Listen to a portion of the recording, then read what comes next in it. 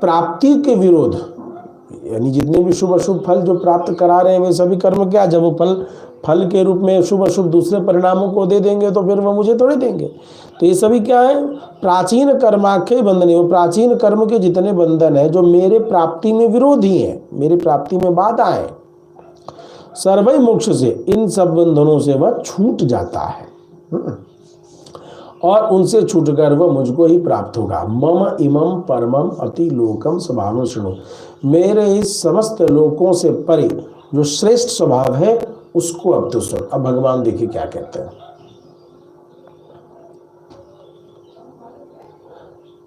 29वें मंत्र को पढ़ते हैं। समोहम सर्वभूतेषु न मे द्वेषोस्ति न प्रियः ये भजन्ति तुमां भक्त्या मयि ते तेषु चाप्यहम्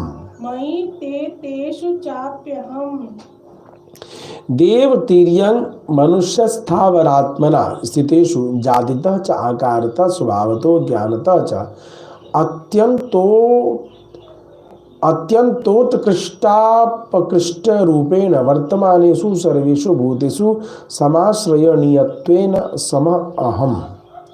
जो देवता मनुष्य है, तिर्यक पशु पक्षी आदि हैं और स्थावर वृक्ष आदि के रूप में स्थित हो रहे हैं तथा जाति आकार जो अलग अलग आकार है, 2 पैर वाला, 4 पैर वाला, स्वभाव और उनके तारतम्य से अत्यंत श्रेष्ठ और निकृष्ट मतलब नीचे अवस्था के जो विद्यमान अनेक रूपों में उपस्थित है, ऐसे सभी प्राणियों के प्रति उन्हें समाश्रय देने के लिए सर्वेषु भूतेषु समाश्रयणीयत्वेन सम अहम, उन सबको आश्रय मतलब शरणागति प्रदान करने के लिए मैं एक समान हूँ।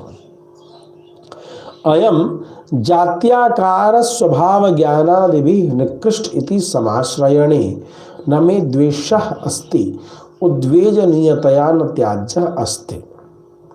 कहते हैं इस भाव से कोई भी अपनी शरण प्रदान करने के लिए मेरा द्वेष पात्र नहीं है, अर्थात जिनको भी चाहिए उनके लिए ऐसा नहीं कि मेरे मन में द्वेष है कि इसको दूंगा और इसको नहीं दूंगा, अर्थात उद्वेगप्रद समझकर त्यागने योग्य मेरे लिए कोई भी नहीं है। न मे द्वेषोस्ति, मेरा किसी भी जीव से कोई द्वेष, कोई ऐसा नहीं है कि यह अच्छा है और यह बुरा है। तथा समाश्रितत्वातिरेकेन जात्यादिभिः अत्युत्कृष्ट अयम, तथा शरणागति की अधिकता के सिवा अमुक प्राणी जाति आदि से अत्यंत श्रेष्ठ है। अयम इति तद्युक्ततया समाश्रयणे न कश्चित प्रिय अस्ति न संग्राह्य अस्ति। इस भाव को लेकर अपना समाश्रय, अपना शरणागति देने के लिए मेरा कोई प्रिय नहीं है, इस भाव से मेरा कोई ग्रहण करने योग्य नहीं है। अर्थात मतलब ये ब्राह्मण है, ये क्षत्रिय है, ये वैश्य है, ये शूद्र है, ऐसा करके मैं कोई भाव नहीं करता। शरणागति देने में भगवान कोई भेद नहीं करते।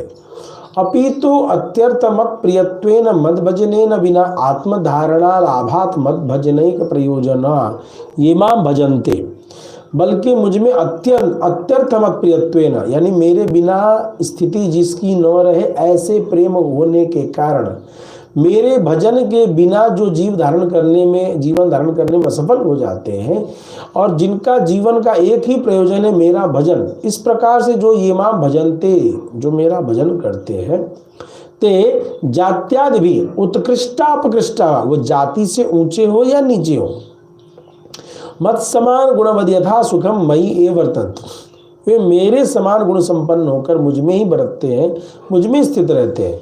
अहम अपि तेषु मदुत्कृष्टेषु इव वर्तते, और मैं भी मेरे श्रेष्ठ भक्तों के साथ जैसा बर्ताव होना चाहिए उस प्रकार उनके साथ बरतता हूँ।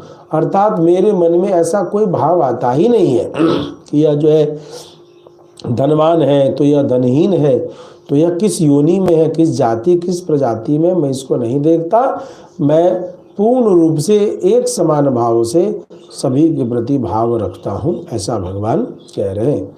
इसमें कोई भेदभाव